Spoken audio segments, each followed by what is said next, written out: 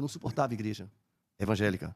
Por quê? Porque tinha aquela história que a música da Xuxa, Lariê, Cid Guerreiro andava com capetinha no bolso, que Cid Guerreiro fez um pacto, que Lariê era herês, diabinhos pequenos, que voltava o disco, o diabo falava. Então eu dizia, gente, eu busco Deus em todos os lugares. O único lugar que eu sei que só tem um Deus, que não tem um Deus acima desse Deus, é a igreja evangélica. E os crentes dizem que eu tenho um capeta, que eu fiz um pacto. Eu dizia, esse povo não vale nada. Para mim, esse povo é tudo mentiroso. Bom, eu posso dizer que foi uma luta muito grande, a minha caminhada, porque meus pais, hoje só literalmente eu entendo, eles queriam que eu estudasse, que eu tivesse uma vida como todo menino normal, adolescente, e fizesse faculdade. E eu era um cara que gostava de música. Minha coisa era esporte e música. E uma coisa que marcava muito era que, tipo assim, a gente estudava de manhã, meu pai chegava lá no quarto, ele pegava o dedo do meu pé e dizia, acorda, negócio de música é coisa de vagabundo, música é coisa de vagabundo. E esse negócio me marcava, que eu dizia assim, rapaz, um dia eu vou ser artista, um dia essa história vai mudar. E com 15 anos de idade eu falei assim, eu só vou estudar para cumprir o que meus pais querem, mas minha meta vai ser música. Então eu com 15 anos de idade participava de festivais intercolegial, e nesses festivais eu dizia, por aqui eu mostro que eu tenho talento para ver se alguém acredita, e vou cumprindo tarefa durante esse tempo, frequentando escola, não era estudando. Que uma coisa é estudar, outra coisa é frequentar a escola. Então, passava de ano, era só passando de ano. Entrei na faculdade, quando entrei na faculdade, eu também frequentei a faculdade durante 1 ano e meio para cumprir aquela meta de dizer assim, entreguei para vocês aqui ingressar na faculdade. Mas aí eu disse, não tem mais tempo, eu acho que eu vou seguir o meu sonho. E cheguei para meu pai e minha mãe e falei para eles, eu vou ser artista de hoje em diante, eu não quero mais nada daqui de casa, não quero herança, a herança daqui de casa, no dia que vocês morrerem vai ficar para meu irmão, para minha irmã, já fica definido aqui agora, eu vou correr atrás dos meus sonhos e de hoje em diante, tudo que vier, sou eu, a responsabilidade vai ser toda para cima de mim. Vocês não têm responsabilidade sobre as coisas que eu vou decidir na minha vida, é uma decisão. E meu pai, pensando que era brincadeira, meu pai, não, que não vai, não sei o quê, olha, a música não dá em lugar nenhum, não sei o quê. Isso aí me incentivou. Aí eu saí em busca do meu sonho. Saí da Bahia, fui para o Rio de Janeiro e entrei no trio elétrico Tapajós. Eu já tinha uma carreira que não era profissional, mas eu fazia uma rock and roll e sabia que, tipo assim, que no trio elétrico eu poderia ter alguma visibilidade diferente, quanto mais no Rio de Janeiro. Fui para o Rio de Janeiro, comecei a aparecer no Rio de Janeiro como cantor de trio elétrico e daí comecei a ter as oportunidades. E aí foram passando os anos e 1 ano e meio, quase 2 anos depois, 2, 3 anos depois, eu tive o convite de ir para o Rio de Janeiro para tentar algo maior, para, no caso, profissionalizar mesmo. Acabei lá na Globo, tentando falar com o Dr. Roberto Marinho. Claro que não tinha nenhuma reunião marcada, mas eu queria invadir a Globo. Coisas de rebelde, coisas daquele cara que queria de qualquer jeito o sucesso. E aí, nessa reunião que não estava marcada, eu fui colocado para fora da Globo, desci na Lopes Quintas, sabe, tinha um cara chamado Chacrinha, que eu disse, é por esse caminho que eu vou. E fui lá no escritório do Chacrinha, tentei entrar lá e falei, queria falar com o Chacrinha. O cara, quem é que quer falar? Eu digo que é Cid Guerreiro, filho dele. Aí o cara falou, filho de quem? Eu digo, filho dele. O maior cara de pau do mundo. Aí o cara que estava na porta olhou para mim assim e falou, você sabe quem eu sou? Aí eu disse, não. Ele falou, eu sou o filho de Chacrinha. Eu digo, ô, irmão! Só que não era, ele também tentando me barrar. Mas ele viu que, tipo assim, que eu estava determinado a conseguiu conhecer. o que queria. Aí ele falou, rapaz, você acha que Chacrinha vai gostar de você? Aí eu falei, rapaz, guerreiro faz zigue-zigue-zá. Então, ele é o velho guerreiro, eu sou o novo guerreiro, dá certo. Me colocaram lá dentro e eu entrei, e Chacrinha era muito bem-humorado, um cara assim, fenomenal. Eu entrei, ele perguntou, o que é que você faz? Eu digo, eu canto, danço, pulo, pinto, bordo, faço o que você quiser. Ela tá se focando de rir aqui. Mas não segura essa risada, não. Imaginando, né? A cena, eu já entrei na história. Você entrou na história? Você gosta de viajar na história? Cheguei ao ponto de dizer pra ele, você canta o quê? Eu disse, eu canto assim, subi na cadeira, botei o pé na mesa, comecei a tocar, e comecei a cantar a música que eu tinha acabado de gravar. Ele falou, você vai gravar meu programa ao vivo, sábado. Conhece a Xuxa? Eu digo, não, rapaz, eu conheço o Chacrinha, que é meu pai. Aí ele, não, vou levar você pra você gravar a Xuxa hoje. Aí ele ligou, mandou a Adriana levar minha fita cassete. Pra quem não sabe, existia fita cassete antigamente. Uma coisinha desse tamanho que tocava no... Pergunte seu pai. Aí fui pra lá e cheguei lá na Marlene. A Marlene falou, você vai gravar o programa hoje aqui. A gente, a Chacrinha me falou, e você trouxe roupa? Eu disse, essa aqui tá boa, não? Ela, não. Eu falei, não tá boa, só tem essa roupa aqui. Ele mandou, não, porque eu falei, eu sou filho de Chacrinha. E eu brincando, né? Só que eu levava tudo na brincadeira. Aí ela falou, e sua música? Tinha uma fita cassete. Ela falou, você vai tocar na Globo de cassete? Não existe isso. Aí eu falei, mas no Chacrinha eu vou tocar ao vivo. Aí ela botou, que já estava programado para fazer lá, e só tocava na Globo com fita 7,5. Que é uma outra pergunta do seu avô, que ele sabe. Sabe que o pessoal só sabe hoje em dia só o que é stream, né? Então, tem que procurar no Google. Mas vocês vão achar. Isso foi em que ano? Vamos contextualizar aqui pronto. as pessoas. 1800 e Arca de Noé. Sei lá. Da década de 70, década de 78, 80, mais ou menos. Aí, marcaram para eu fazer esse programa. Entrei lá e eu sabia que eu tinha uma única oportunidade. Porque fazer sucesso, ir pra Globo e ter oportunidade assim, não teria outro jeito a não ser eu chamar uma atenção assim que todo mundo... E quando eu entrei no programa, o Russo, que era um cara que tomava conta do palco, ele falou pra mim assim, olha, tem um X aqui no meio aqui, onde você tem que ficar focado aqui, as câmeras estão ali na frente, a iluminação está toda montada para cá, o público fica ali atrás na arquibancada, não pode sair daqui para nada, a Xuxa vai entrar, ela vai falar com você, você vai dançar, e depois quando ela sair, você vai sair por esse portão aqui, e eu, tá certo, só fazer aham. Não, programa gravado, meio ao vivo, aí eu digo, tá, beleza. Entrei, comecei a cantar, comecei a dançar, peguei a Xuxa, ela não entendia nada, e eu era as coisas de ritmos diferentes. Aí eu rodei ela a primeira vez, quando eu rodei a segunda, que eu vi que ela começou a dar risada, eu digo, larguei ela e corri pro meio do público. Digo, agora eu vou mostrar o que eu sei fazer de trio elétrico. As câmeras viraram, o pessoal tentando virar a iluminação. Quando terminou a gravação, falaram, Cid, a Marlene falou pela suíte, vem aqui na diretoria agora, na suíte agora. Eu digo, eita, perdi minha chance. Aí chegou lá dentro, ela falou, você tem disco? Eu falei, tá preso lá na Bahia. Ela falou, a partir de hoje eu sou sua empresária. Aí eu disse, pronto, mudou minha vida.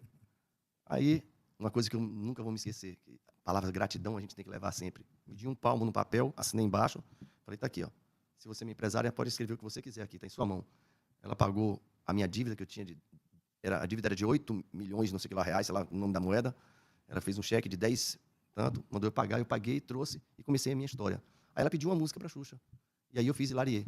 E aí aquele sonho de um menino de 15 anos de idade começou a entrar numa história de um compositor de um dos hits que no primeiro ano virou um disco no Brasil, no Guinness Book, com uma das músicas mais vendidas para criança no mundo. E ali a história toda foi mudada. Aí o Cid Guerreiro, que era um menino sonhador, que música não levaria para lugar nenhum, estava conseguindo abrir um campo e um mercado na Globo, com uma música estourada já no Brasil e já com Guinness Book, entrando no Guinness Book. Aí o segundo ano, Marlene me pede uma música, eu faço Tindolelê, que virou um outro sucesso. Aí Hilarie entrou para gravar em vários países, aí, entre idiomas e dialetos, virou praticamente o mundo inteiro cantando. E aí essa história foi cada vez mais me soberbecendo e eu não entendia o que era. Aí por que eu quero chegar nisso tudo aqui? Eu gosto de falar de um passado para mostrar o presente e a gente pensar no que é que pode acontecer no futuro das pessoas. Eu tive toda a fama que eu busquei, eu tive todo o sucesso que eu busquei, eu tive muito dinheiro, fui um cara milionário, que é milionário, ganhava mais de 1 milhão e não sabia o valor de dinheiro. Se eu dissesse, dá um dinheiro para comprar uma caixa de fósforo, eu tirava uma nota de R$100 e dizia, isso aqui dá? Não sabia, porque o dinheiro para mim era papel, era uma quantidade, um bolo de papel. As malas, a gente lidava muito com dólar na época.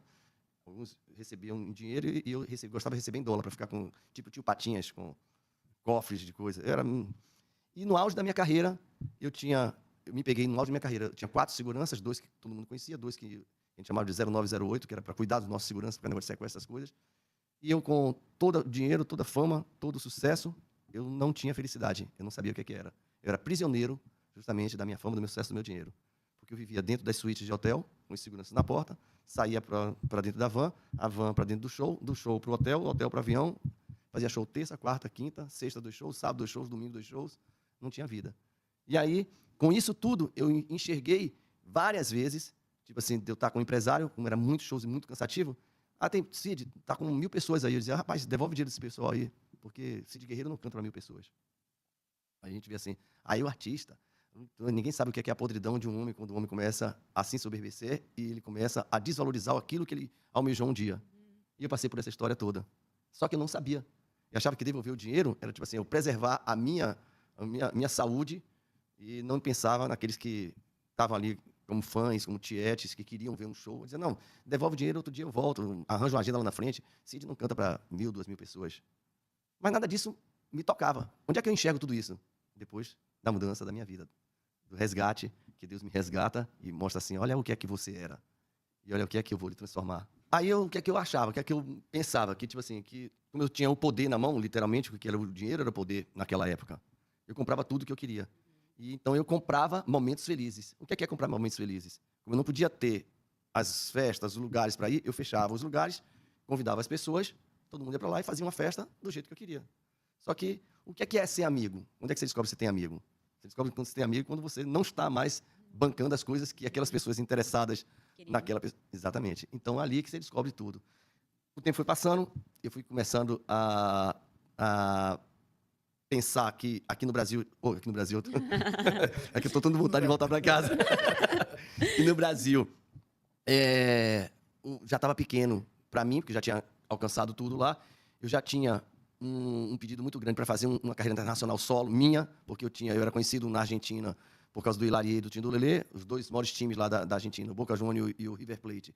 Cada um tinha a torcida, a música do hino dos times. O Boca era Hilarie, o River Plate era Tindolelê. Então, no hispano já era conhecido em todo lugar. A música estourada no mundo, eu disse, rapaz, não quero mais gravar no Brasil, não. Aí disse, não, vou agora fazer minhas coisas independentes. Juntou nessa época eu, Tim Maia e Lobão, e a gente não aguentava mais trabalhar com o negócio de gravadora. Vamos fazer coisas independentes. Tim Maia montou a Vitória Régia, o Lobão entrou fazendo os discos, os CDs de banquinha, e eu comecei a fazer minhas coisas independentes. E fui fazer minha carreira internacional. Aí gravei o primeiro disco lá na Argentina, do Obsession, e fiquei no top da Rádio Uno, que é a rádio principal de lá, primeiro lugar lá. Então eu já crescia mais ainda. Cada vez, aquele ego, aquelas coisas, crescendo, mas agora eu sou cantor internacional. Chegou no segundo ano, fiz o segundo disco com a música Teresa e também ganhei prêmios lá como um dos 5 maiores artistas da BMG do mundo, representando a América Latina, não como brasileiro. Então isso crescia mais. E cada vez você enche mais, o inimigo só vai usando justamente isso para querer lhe aprisionar e você ficar, como eu digo, literalmente com as tapadeiras e não olhar para o lado. Não é? E o inimigo, eu falo que o inimigo ele coloca tantas tapadeiras assim quanto uma em cima, para que a gente não olhe para o alto. Porque se a gente olhar para o alto, a gente vê literalmente quem somos. Né? E nessa caminhada aí, eu já desistindo de gravar no Brasil, com a carreira internacional, voltei para o Brasil, e quando cheguei lá no Brasil, um amigo meu falou, Cid, tem tanto tempo que você não grava disco aqui, vamos fazer um disco só de coletânea, sucessos seus, não sei o quê. Eu digo, bora. Nesse negócio de fazer esse disco de coletânea, era uma reunião marcada com um cara de uma gravadora que ia investir, um cara que ia abrir uma gravadora nova e que ia investir nessa gravadora. E eu fui para lá para essa reunião, a recepcionista falou, olha, o não sei quem lá cancelou a reunião. Aí eu falei, cancelou? Não entendi. A reunião está marcada aqui para assinar contrato. Não, ele cancelou a reunião. Aí eu falei, cancelou ou foi transferida? Ele falou, cancelou a reunião. Eu saí de lá chateado, irado, e voltei pro hotel. Só que eu voltei, estava tão irado que eu voltei andando e correndo, dizendo, rapaz, esse pessoal não vale nada, por isso que eu não gravo disco no Brasil, e não sei o quê, falando, murmurando. Quando cheguei no hotel, tinha um casal amigo meu, que eu não via há mais de 10 anos. E esse casal falou para mim, Cid, o que é que você vai fazer hoje à noite? Eu digo, rapaz, o que vocês quiserem fazer, eu faço. Bora para a igreja? Eu digo, bora. Eu não suportava a igreja evangélica. Por quê? Porque tinha aquela história que a música da Xuxa, Hilarie, Cid Guerreiro andava com capetinha no bolso, que Cid Guerreiro fez um pacto, que Hilarie era herês, diabinhos pequenos, que voltava o disco, o diabo falava. Então eu dizia, gente, eu busco Deus em todos os lugares. O único lugar que eu sei que só tem um Deus, que não tem um Deus acima desse Deus, é a igreja evangélica. E os crentes dizem que eu tenho um capeta, que eu fiz um pacto. Eu dizia, esse povo não vale nada. Para mim, esse povo é tudo mentiroso. Eu tinha ódio de crente. Deus me leva para onde? Uma igreja evangélica. Quem era o pastor? Um ex-cantor de trio elétrico. Que na hora que eu encontro com ele, o cara estava de cabelo cortado, todo bonitinho, ele usava brinco, não estava de brinco, uma bíblia debaixo do baixo, paletó e gravata, paz do Senhor. Aí eu disse, ei, agora você é ladrão? Eu ainda falei assim para ele, você é ladrão agora? Aí ele falou, não, eu sou pastor. Eu falei, né, para mim tudo isso é igual. Aí eu me lembrei que o cara tinha cancelado a reunião. Olha como é que são as coisas. O diabo fez tudo para que eu nunca entrasse numa igreja evangélica. Ele cercava de todos os jeitos para que eu tivesse aversão ao evangelho. Aí eu falei para ele falou, eu sou pastor, não sei o que. Eu falei para ele, que negócio? Eu me lembrei que o cara tinha cancelado a reunião. Eu disse, isso é pegadinha da televisão. O cara vai fazer um contrato grande comigo. Sabe que eu não gosto de evangélicos. Tá mandando a televisão fazer pegadinha. E para eu voltar ao Brasil com fama, eu cheguei para ele e falei, rapaz, até aqueles que não gritam, aqueles evangélicos, eu não gosto daqueles que gritam, aqueles outros, até é legal. Eu querendo ganhar, com expertise, querendo ganhar o coração dos evangélicos agora. Olha o tamanho que eu digo assim, da malícia. Da malícia. Não, eu acho mau caratismo. Aí, eu tentando isso. Vambora. Onde é que é a igreja? Na casa de Xande e Carla. Xande do Harmonia do Samba e Carla, do El Chan. Aí eu disse, é pegadinha. Por quê? Primeiro, o Ivo tá de cabelo cortado, cantor de trio elétrico, de paletó, dizendo que é evangélico, que é pastor. Sabe que eu não gosto disso. Vou pra casa de Xande e Carla. Encontro com Arnaldo e com Mônica, que eu não vejo há mais de 10 anos, que são de trio elétrico. Tudo tá armado aqui, isso é uma pegadinha. Fui pra casa de Xande e Carla. Quando cheguei lá, que eu entrei na casa de Xande e Carla, na casa dela, quando eu cheguei lá, sabe aquelas coisas de extintor de incêndio, não, de coisa de, pra quando tiver incêndio dentro de casa, explodir. Fumaça, né? Detector de fumaça. E eu, sei lá, 20 e tantos anos de televisão, de Globo, eu conhecia tudo, né? Aí eu olhei e disse, tem uma câmera escondida ali do lado tem outra câmera escondida ali. Eu só dizendo, estão preparando tudo. A sala cheia de gente, só tinha uma cadeira vazia no meio. Aí eu entrei, sentei no meio. Eu digo, olha, tem câmera ali, tem câmera aqui atrás. Fizeram a pegadinha perfeita. Aí começa o louvor. Eu vejo uma pequena nuvem do tamanho da mão de um homem, faz chover. Quando começou a cantar, as lágrimas começaram a descer. E eu não sabia o que era. E eu enxugava as lágrimas, o pessoal, glória a Deus. E eu com raiva, esse povo negócio de glória a Deus, eu chorando. Aí ele começou com a palavra. Aí ele chegou e falou assim, Deus bate todo dia. Eu mesmo assim não fiquei... É lembrar o início, né? Ele falava assim, Deus bate todo dia na porta do seu coração. E ele coloca a maçaneta só pelo lado de dentro para que você convide ele para entrar. Se você nunca convidou ele para entrar no seu coração, chegou a hora de você abrir seu coração. E se você sabe que é com você que ele está falando, isso ele falando assim para a igreja, né? Você sabe que é você que está falando, levante a mão. E eu vi minha mão levantar sozinha. E eu fiquei com medo. Aí eu segurei meu braço. Aí quando eu segurei meu braço, o pessoal começou, glória a Deus. Aí eu fiquei com mais raiva ainda do pessoal. Eu dizia, gente, eu conheço isso de macumba, eu conheço isso de espiritismo, eu conheço isso de tanta coisa, isso é coisa do mal. E meu braço levantando. Aí eu, com medo, eu falei, Deus, se é você que está segurando minha mão, segura de um jeito que aí eu nunca mais lhe largo. Mas, tipo assim, pensando que eu estava num lugar de espiritismo, frequentei tudo isso, sabia? Eu era de dentro dos lugares, fui para tudo, macumba, candomblé, sexunuê, espiritismo, quimbanda, umbanda, todos os lugares eu buscava a Deus, mas nunca tinha tido, literalmente, experiência de estar na presença dele. Aí quando eu falei, se é você, segura de um jeito que nunca mais eu te largo. Aí eu vi uma mão gigante pegar aqui assim por cima, assim, ó, cobriu a mão toda, e me puxou, e eu fiquei literalmente de ponta de pé. Aí eu falei, aqui, nunca mais. Aí pronto, ali foi a minha conversão mesmo. Eu digo, rapaz, não volto para trás de jeito nenhum. E aí saí de lá, estou convertido. Não sei nem o que é, não sei. Eu estou convertido, agora sou homem de Deus. Voltei para a Bahia, sou de São Paulo, voltei para a Bahia, cheguei na minha casa, falei para minha esposa, sou homem de Deus, sou convertido. Você é doido, eu digo, sou homem de Deus. Eu agora só sirvo a Deus. Agora ficou doido, foi o que aconteceu lá, Eu digo, só sirvo a Deus. Meus filhos, não, papai tá doido. Meu pai dizia para mim, ficou maluco agora. Aí eu ia para a igreja, terça, quinta e domingo. Eu ia para a igreja. E meus filhos, só quer saber de igreja, igreja, igreja. Bom, para encurtar a conversa, eu ia para as igrejas, ficava nas igrejas sentado no banco, as pessoas me chamando para eu ir para o altar, para dar testemunho, para louvar, e Deus dizia, não, meu filho, eu quero você sentado. Passei 3 anos no início da minha conversão sem subir no altar. Deus não permitia eu subir no altar. Aí até que Deus falou assim, de hoje em diante, sua boca é minha boca, seu instrumento é meu instrumento e eu vou te usar. E eu falei, não é Deus que está falando comigo, se ele não deixa eu subir no altar tanto tempo, por que ele vai me usar agora? Né? Por que você está falando isso? Ele falou, faz prova de mim. Eu fechei minha Bíblia, abri, coloquei o dedo com os olhos fechados e disse, então fala, porque eu vou largar cachê, eu vou largar tudo, eu quero que você me confirme, que é você que vai me sustentar. Ele falou, então olhe e leia. Quando eu tirei o dedo que eu vi, eu estava no livro de Isaías 41:10, fala assim, não temas, eu sou contigo, não te assombres, eu sou teu Deus. Eu te fortaleço, eu te sustento, eu te ajudo com minha destra fiel. Ali eu disse, pronto, ali era a história da minha vida mudada. Né? Eu vim, e 3 anos e pouco depois, quando Deus disse que ia me usar, olha só como é que faz. Eu digo que eu tenho testemunho em todas as áreas. Eu tenho testemunho na área de família, eu tenho testemunho na área de saúde. Eu ia ficar cego dos 2 olhos e Deus me curou. Esse negócio de família, quando deu 3 anos, a gente lá em casa, a gente tinha muita discussão, muita briga, eu e minha esposa. A gente diz assim, gente, como é casamento? Eu não sei o casamento dos outros, mas a gente tipo assim, nunca escondeu nada. A gente sempre foi transparente em tudo. Quando a gente estava mal, todo mundo sabia que estava mal. Quando estava bem, não tinha aquele negócio de chegar na igreja e fazer de conta. Não, aqui na igreja tem que ser bonitinho, porque as pessoas vão olhar, não tinha esse negócio. Então, eu achava muito que eu era o melhor cara do mundo, que eu era o paizão, o maridão, que eu era muito bom para fora e para dentro de casa. Entendeu? E Deus queria justamente tratar o quê? Tratar os dois, para que na caminhada nós viéssemos ser literalmente um. Passamos quase 2 anos separados, 1 ano e 10 meses mais ou menos separados. Mas Deus tinha feito uma promessa para mim. Ele falou, eu vou te usar. Eu falei, como é que você vai me usar? Eu separado, ele falou assim, não, eu cuido de sua casa e sua parentela. Eu confiando na palavra dele, mais uma vez eu disse, então tá certo, pai. Então você cuida da minha casa, minha parentela e eu vou. E eu fui caminhar para começar a ministrar. Eu ia para os lugares, colocava a Bíblia, e as pessoas chegavam e diziam, posso sentar aqui? Eu dizia, não, minha esposa está chegando. Aí, isso, 1 ano, ou 6 meses, 1 ano, aí eu virei gozação na igreja. Ei, tá separado, todo mundo sabe que tá separado, e não deixa ninguém sentar ali do lado. Aí vinha insistir, eu dizia, não, minha esposa está chegando. Aí eu comecei a ter profetadas. Eis que te digo, aqui na igreja, Deus levanta a sua varoa. Quando vinha botar a mão na minha cabeça, uns 3, vieram botar a mão na minha cabeça, e olha, eu sempre fui firme nas coisas que Deus fala comigo. Quando Deus fala comigo, eu não ouço nada. Deus falou, eu não ouço nada. Vinha botar a mão e dizer, não. O Deus que eu sirvo não é o mesmo Deus que você serve, não, irmão. Porque Deus falou que ele garantia que essa aliança não era para eu tirar do dedo. Que ele está segurando a minha família. E minha esposa está chegando. Quem é sua esposa? Minha esposa, André, ela está voltando. Vocês vão conhecer. Não vão conhecer, todo mundo sabia quem era. Eu dizia, não era que minha esposa está chegando, não. Ela está voltando, é a Andréa. Ela vai chegar daqui a pouco, ela vai entrar aqui, no meio do culto, ela vai entrar aqui sentada do meu lado. Deus não me separou. Eu tinha segurança disso. Depois de 1 ano e 10 meses, quase 11, Deus fala para mim, meu filho, pela sua fidelidade a mim, eu estou lhe dando um maná. Você vai voltar para o Ceará. E aí eu voltei para o Ceará.